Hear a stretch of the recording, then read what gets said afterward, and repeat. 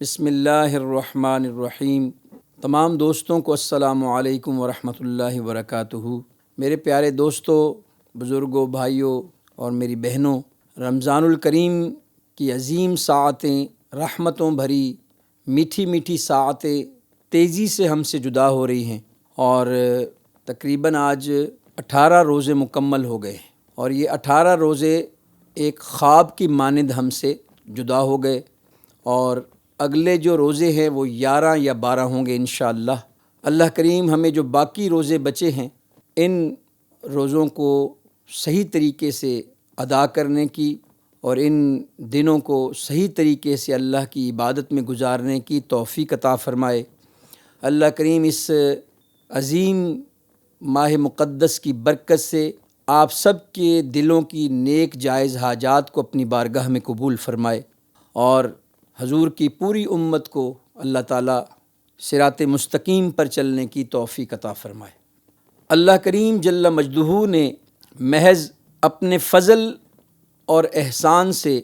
رمضان المبارک کا مہینہ اپنی رضا اور خوشنودی کے لیے ہمیں عطا فرمایا، اور اس ماہ مقدس میں نیک اعمال کے لیے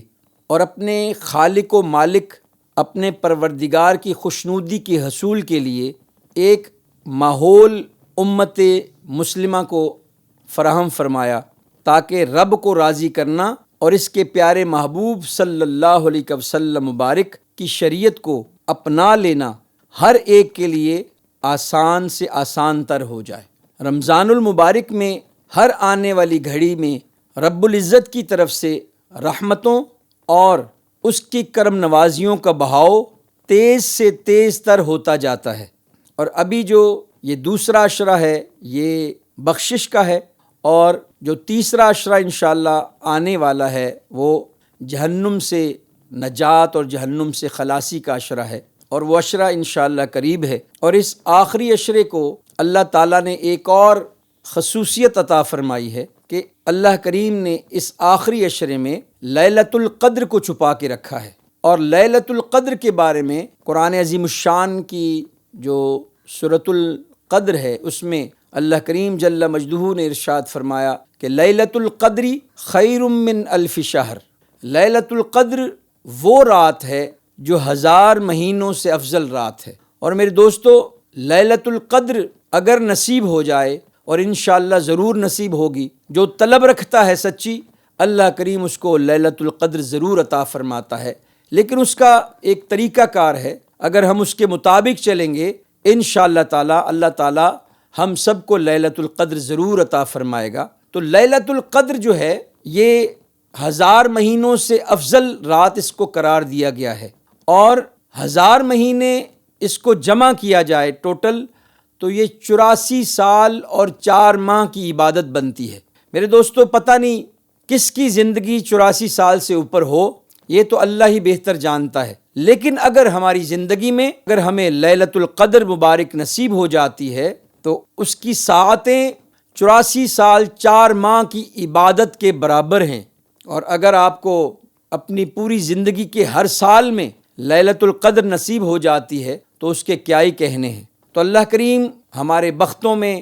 حضور کی پوری امت کے بختوں میں، ان کے نصیبوں میں لیلۃ القدر کو کر دے۔ اس کی عظیم ساعتیں آخری عشرے میں اس کی طاق راتوں میں نصیب ہونے والی ہیں۔ نبی کریم صلی اللہ علیہ وسلم مبارک نے 1 مہینے کا اعتکاف کیا لیلۃ القدر کی تلاش میں، پھر اللہ کریم جل مجدہ کی بارگاہ میں عرض کیا کہ یا رب کریم، میری امت 1 مہینہ کا اعتکاف نہیں کر پائے گی، اس میں تخفیف کی جائے۔ اللہ کریم جل مجدہ نے اپنے پیارے محبوب صلی اللہ علیہ وسلم مبارک کی دعا کو قبول فرمایا اپنی امت کے حق میں، تو پھر نبی کریم صلی اللہ علیہ وسلم مبارک نے 20 دن کا اعتکاف کیا۔ 20 دن کے اعتکاف کے بعد پھر اللہ کی بارگاہ میں آرزو کی کہ یا اللہ، میری امت 20 دن کا اعتکاف بھی نہ کر پائے گی۔ پھر نبی کریم صلی اللہ علیہ وسلم مبارک نے 10 دن کا اعتکاف کیا، تو اللہ کریم جل مجدہ نے ارشاد فرمایا کہ اے محبوب، آپ کی امت آخری عشرے میں 10 دن کے لیے اعتکاف کرے گی تو اس کی طاق راتوں میں لیلۃ القدر کو تلاش کرے۔ جب 10 دن کے لیے نبی کریم صلی اللہ علیہ وسلم مبارک بیٹھے اعتکاف کے لیے، تو پھر دعا کی، پھر اپنی امت کا خیال آیا کہ میری امت اتنا زیادہ وقت اعتکاف میں نہ گزار سکے، تو اللہ پاک نے پھر اس 10 دن کے اعتکاف میں بھی طاق راتیں جو ہیں ان میں لیلۃ القدر کو چھپا دیا۔ اب جو بندہ اعتکاف بیٹھے گا، مسنون اعتکاف جو ہے وہ 10 دن کا ہے، اور اس کی طاق راتوں میں ہم نے لیلۃ القدر کو تلاش کرنا ہے، اور انشاءاللہ اللہ کے فضل اور اس کے احسان سے اس کا طریقہ بھی ہمیں بزرگوں نے، علماء نے، محدثین نے بڑے خوبصورت انداز میں سمجھایا ہے، جو کہ میں آپ تک پہنچانا چاہتا ہوں کہ آپ 10 دن کا اعتکاف کریں۔ تو چونکہ سعودیہ میں 1 دن پہلے روزہ رکھا جاتا ہے، پاکستان میں 1 دن بعد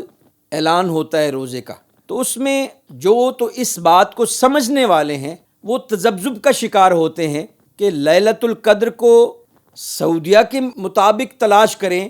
یا پاکستان کے جو دن ہیں طاق راتوں کے ان میں تلاش کریں۔ تو اس کا بہترین حل جو میں سمجھتا ہوں، جو میں نے اپنے استادوں سے بھی سیکھا ہے، وہ یہ ہے کہ سارا سال دوستو ہم راتوں کو بعض دفعہ اکثر جاگ بھی لیتے ہیں، بعض لوگ تو ساری رات جاگتے ہیں اور دن میں سوتے ہیں۔ تو اگر ہم ان پوری 10 راتوں میں ہم جاگ لیں اور اللہ کی عبادت کر لیں، تسبیحات وغیرہ کر لیں، استغفار کی کثرت کر لیں، اللہ کی بارگاہ میں مناجات کر لیں، نبی کریم صلی اللہ علیہ وسلم مبارک کی ذات بابرکات پر کثرت سے درود پاک پڑھ لیں، اور بہترین ذریعہ اللہ کے قرب کا قرآن عظیم الشان کی تلاوت کرنا، اس کو پڑھنا ہے۔ اگر ان 10 راتوں میں ہم قرآن عظیم الشان کی تلاوت کریں اور ہم اس مخصوص وقت میں جو کہ رحمت خداوندی کے برسنے کا وقت ہے، اللہ کی طرف سے سکینہ نازل ہونے کا وقت ہے، اللہ کی طرف سے دعاؤں کی مناجات کی قبولیت کا وقت ہے، اس میں ہم جاگ لیں۔ وہ وقت تراویح کے بعد رات کو پچھلے پہر میں شروع ہوتا ہے، پچھلے پہر سے لے کر یعنی کہ 12-1 بجے سے لے کر صبح فجر کی نماز تک ہے۔ اگر اس میں ہم جاگ کے یہ جو سارا میں نے آپ کو شیڈیول بتایا ہے اس کے مطابق ہم وقت گزار لیں، تو مجھے یقین کامل ہے کہ 10 دن جو راتوں میں ہم جاگیں گے اس میں بالیقین ایک رات لیلۃ القدر ہوگی انشاءاللہ۔ تو یہ طریقہ کار ہے، جو دوست بھی اعتکاف بیٹھیں، دن میں ویسے بھی بندہ قیلولہ کرتا ہے جو کہ ویسے بھی مسنون ہے، اور بعض لوگ فجر کی نماز کے بعد اشراق پڑھ کے سوتے ہیں، وہ 12-1 بجے تک آرام کرتے ہیں، تو تھکاوٹ جو ہے وہ دور ہو جاتی ہے۔ تو اگر ان 10 راتوں کو ہم اگر جاگ کے گزار لیں، اگر کوئی اعتکاف بیٹھا ہے وہ، اور جو نہیں بیٹھا وہ بھی، اگر کوئی خاتون اعتکاف گھر میں بیٹھی ہے وہ، اور اگر کوئی نہیں بیٹھی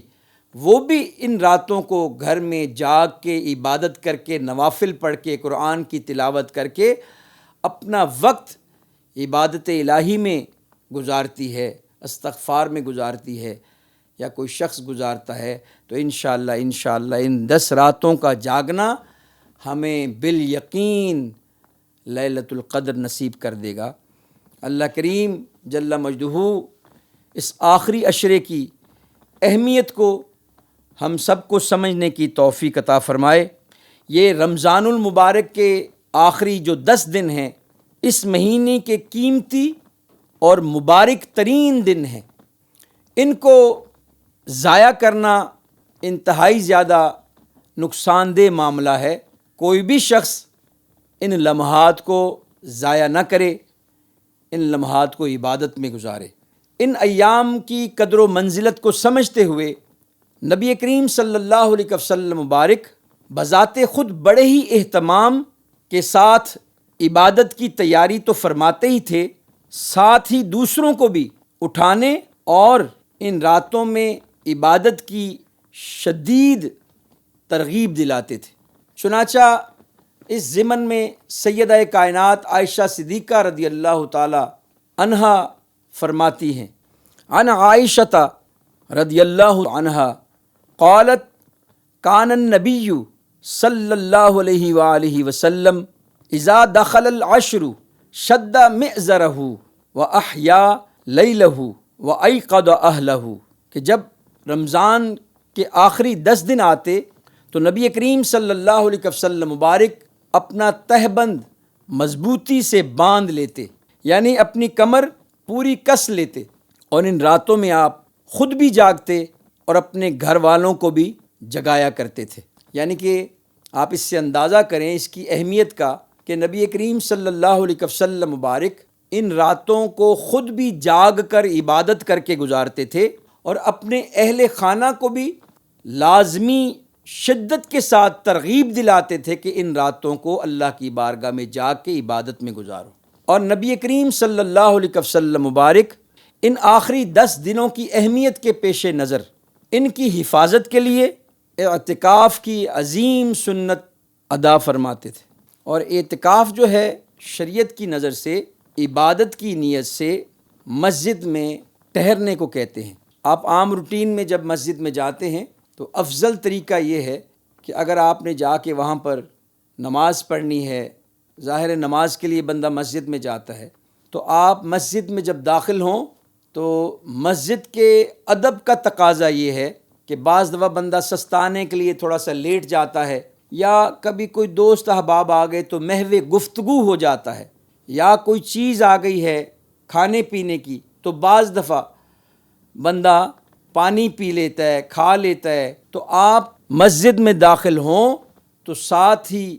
آپ یہ کہہ لیں نویتو سنت الاعتکاف للہ تعالی۔ تو اس طرح یہ ہوگا کہ یہ عام روٹین کے لیے میں آپ کو بتا رہا ہوں کہ مسجد میں رمضان کے علاوہ میں،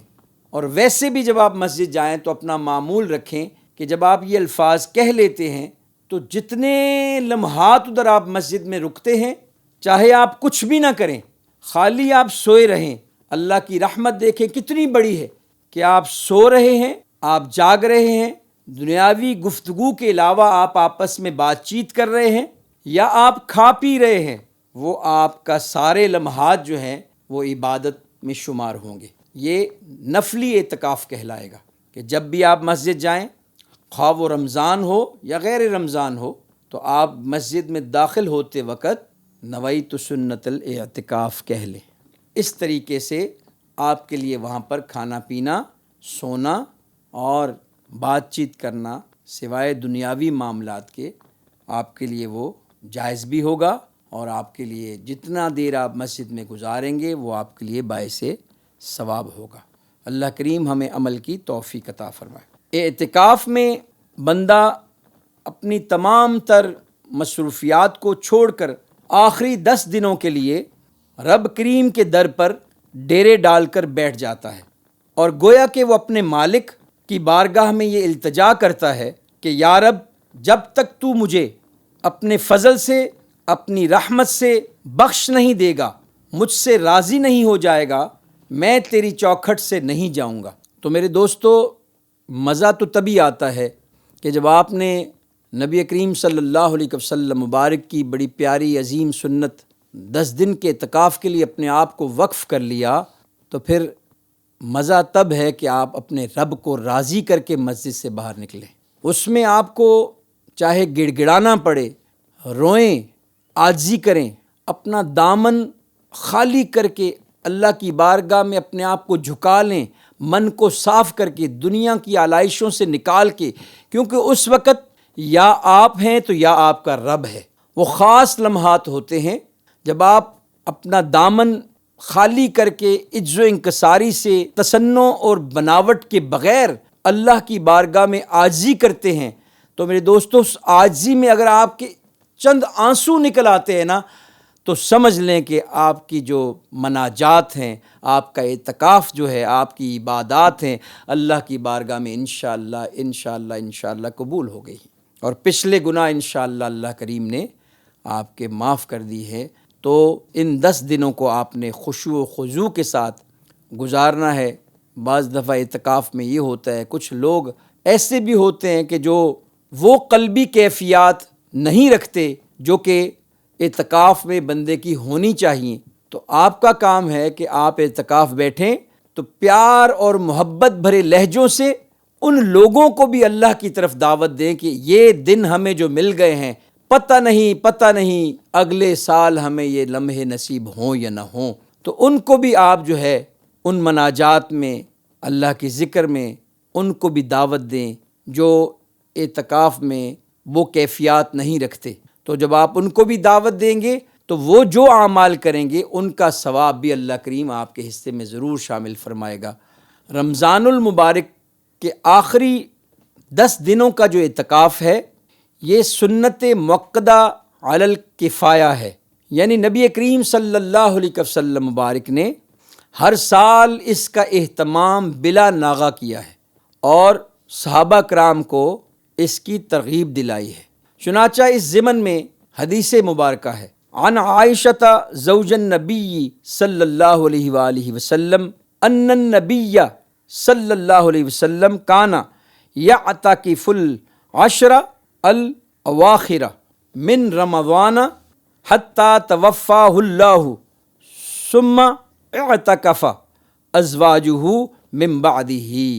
صحیح بخاری حدیث نمبر 2026۔ حضرت عائشہ صدیقہ رضی اللہ تعالی عنہا زوجہ محبوب کائنات صلی اللہ علیہ وسلم روایت کرتی ہیں کہ نبی کریم صلی اللہ علیہ وسلم مبارک رمضان کے آخری 10 دنوں کا اعتکاف کرتے رہے، یہاں تک کہ آپ صلی اللہ علیہ وسلم مبارک کا وصال مبارک ہو گیا۔ آپ صلی اللہ علیہ وسلم مبارک کی وفات کے بعد آپ کی ازواج اعتکاف کیا کرتی تھیں۔ اعتکاف کے حوالہ سے آپ صلی اللہ علیہ وسلم مبارک نے فرمایا، عن ابن عباس رضی اللہ تعالی عنہما عن النبی صلی اللہ علیہ وآلہ وسلم قال من اعتکف یوم ابتغاء وجہ اللہ جعل اللہ بینہ وبین النار 3 خنادق کل خندق ابعد مما بین الخافقین۔ حضرت عبداللہ بن عباس رضی اللہ تعالیٰ عنہ سے روایت ہے کہ نبی کریم صلی اللہ علیہ وسلم مبارک نے ارشاد فرمایا، جو شخص ایک دن اللہ تعالیٰ کی رضا کے لیے اعتکاف کرتا ہے، اللہ تعالیٰ اس کے اور دوزخ کے درمیان 3 خندقوں کا فاصلہ کر دیتا ہے۔ ہر خندق مشرق سے مغرب کے درمیانی فاصلہ سے زیادہ لمبی ہے۔ ایک دن کے اعتکاف سے بندہ مومن دوزخ سے اتنا دور ہو جاتا ہے۔ تو آپ اندازہ کریں کہ 10 دن اعتکاف میں رہنا اور وہ بھی رمضان کے بابرکت مہینے میں اعتکاف کی فضیلت اور افادیت کا کیا عالم ہوگا۔ اس ضمن میں ایک اور حدیث حضرت علی بن حسین نے نقل فرمائی ہے، عن علی بن حسین عن ابیہ قال قال رسول اللہ من اعتکف 10 فی رمضان کان کحجتین وعمرتین۔ بہت ہی خوبصورت حدیث ہے، اس کو طبرانی نے معجم الکبیر میں نقل کیا ہے۔ حضرت علی بن حسین سے روایت ہے کہ وہ اپنے والد سے روایت کرتے ہیں، یعنی امام حسین پاک سے روایت کرتے ہیں کہ نبی کریم صلی اللہ علیہ وسلم مبارک نے فرمایا، جو شخص رمضان المبارک کے 10 دن کا اعتکاف کرتا ہے اس کا ثواب 2 حج اور 2 عمرہ کے برابر ہے۔ تو میرے دوستو، ہمیں چاہیے کہ ہم اعتکاف کی سعادتیں ضرور حاصل کریں۔ اگر ہر سال اعتکاف پر بیٹھنا مشکل ہے تو زندگی میں کچھ وقت اور خاص طور پر رمضان کے مبارک ایام میں اپنے خالق و مالک کے در پر ضرور ٹھہرنا چاہیے۔ اللہ کریم ہم سب کو اس ماہ مقدس کی عظمتوں کو سمجھنے کی توفیق عطا فرمائے، اور بالخصوص یہ جو آخری عشرہ ہے، یہ جو جہنم سے خلاصی، جہنم سے نجات والا عشرہ ہے، اور بالخصوص اس میں لیلۃ القدر چھپی ہوئی ہے، اللہ کریم ہمیں ان ساعتوں کو، ان رحمت بھری گھڑیوں کو سمیٹنے کی توفیق عطا فرمائے، اور مسنون اعتکاف ہم میں سے ہر ایک کو اللہ بیٹھنے کی مسجد میں توفیق عطا فرمائے، اور زیادہ سے زیادہ اللہ کو راضی کرنے کی توفیق دے۔ اللہ میری اور آپ کی حاضری کو قبول فرمائے، اور حضور کی پوری امت پر اللہ اپنی رحمتوں کا نزول فرمائے۔ دنیا میں جتنے لوگ بھی پریشان حال ہیں، ظلم و ستم کا شکار ہیں، ان میں سب سے زیادہ ہمارے مسلمان بہن بھائی، ہمارے بچے، ہماری بچیاں، ہماری بیٹیاں، ہماری مائیں، ہماری بہنیں ظلم و ستم کا شکار ہیں۔ اللہ کریم ان کا مداوع فرمائے۔ اللہ کرے کہ ہماری ڈوریں قلبی اعتبار سے اللہ کے ساتھ اتنی گہری جڑ جائیں کہ ہمارے معاملات اللہ کریم سہل فرما دے۔ ہوتا یہی ہے کہ جب بندہ رب کی چوکھٹ سے دور ہوتا ہے، جو کریچر ہے، جو کائنات کو بنانے والا ہے، جو مخلوق کو پیدا کرنے والا ہے، اگر اس سے ہم دور ہوں گے تو ہم ذلت و پستی کا شکار ہوں گے، اور اگر ہم اللہ کی عبادت و بندگی کرتے رہیں گے اور اس کی چوکھٹ پر جھکتے رہیں گے تو میرے دوستو وہی رب آج بھی ہے جس نے ابابیلوں کے ذریعے ہاتھیوں کو مروایا تھا۔ ابابیل بہت چھوٹے پرندے تھے اور ہاتھی آپ کے سامنے بہت بڑا جانور ہے۔ وہی رب تھا جس نے ابابیلوں کے منہ میں کنکریاں تھیں اور وہ جس ہاتھی پر پڑتی تھی، جس کافر پر پڑتی تھی، وہ جہنم واصل ہو جاتا تھا، اور وہ جانور جو ہے اس پر اگر کنکری پڑتی تھی تو وہ مر جاتا تھا۔ تو آج بھی میرے دوستو وہی رب ہے، آج بھی وہی کلمہ ہے، آج بھی وہی قرآن ہے، آج بھی ہماری پیارے نبی کی ذات وہی ذات ہے، ان کی شریعت وہی شریعت ہے۔ اگر غفلت کا شکار ہے تو حضور کی امت ہے۔ تو میرے دوستو دنیا کائنات سے کوئی شخص بھی کچھ بھی نہیں لے کر گیا۔ بعضوں کو تو قبر بھی نصیب نہیں ہوتی، بعضوں کو کفن نصیب نہیں ہوتا، تو بندہ دنیا کی خاطر، دنیا کے لیے مارا مارا پھرتا ہے، دھکے کھاتا ہے، ذلیل و خوار ہوتا ہے۔ لیکن میرے دوستو اگر وہی شخص اگر اپنا تعلق باللہ مضبوط کر لے تو انشاءاللہ اللہ فرماتا ہے جب تو میرا ہو جاتا ہے تو میں مخلوق کو تیرے تابع کر دیتا ہوں، جو تیرے دل کی طلب اور خواہش ہوتی ہے میں وہ خوشی سے پوری کرتا ہوں۔ تو اس کام کے لیے میرے دوستو محنت درکار ہے۔ جو رزق ہمارے لیے، آپ کے لیے اللہ پاک نے لکھ دیا ہے، اگر ماں کی کوکھ میں 9 مہینے اللہ رزق دے سکتا ہے تو بالیقین جب بندہ دنیا میں آتا ہے تو اللہ تعالیٰ اس کے لیے رزق کا پہلے ہی وسیلے کر کے رکھے ہوتا ہے۔ صرف ہمارے یقین کمزور ہیں، ہمارے ایمان کمزور ہیں، اور اس ایمان کو مضبوط کرنے کے لیے، اللہ کی ذات کے ساتھ محکم یقین کو مضبوط کرنے کے لیے میرے دوستو ان لوگوں کی سنگت ضروری ہے جن کے اللہ کریم سے رابطے مضبوط ہیں، جن کے اللہ تعالیٰ سے تعلق مضبوط ہیں، جن کا تقوی بہت مضبوط ہے، جن کی طہارت بہت مضبوط ہے، جن کا رب کی ذات پر توکل بہت مضبوط ہے، جن کا یقین محکم رب کی ذات پر بہت مضبوط ہے۔ جب ہم ان کی سنگتوں میں بیٹھیں گے تو بالیقین وہ اولیاء اللہ ہیں۔ جب ہم ان کی سنگتوں میں بیٹھیں گے، جب ان کی قربت میں بیٹھیں گے تو ان کی قربت انشاءاللہ ہمیں قرب الہی عطا فرمائے گی، ان کی قربت ہمیں تقوی و طہارت اور پرہیزگاری عطا فرمائے گی۔ اللہ کریم جو میں نے کہا آپ سب نے سنا، اللہ پاک ہم سب کو اس پر عمل کی توفیق عطا فرمائے، اور اس ماہ مقدس کی رحمتوں کو، برکتوں کو، بخششوں کو سمیٹنے کی ہم سب کو توفیق عطا فرمائے۔ وما علینا الا البلاغ۔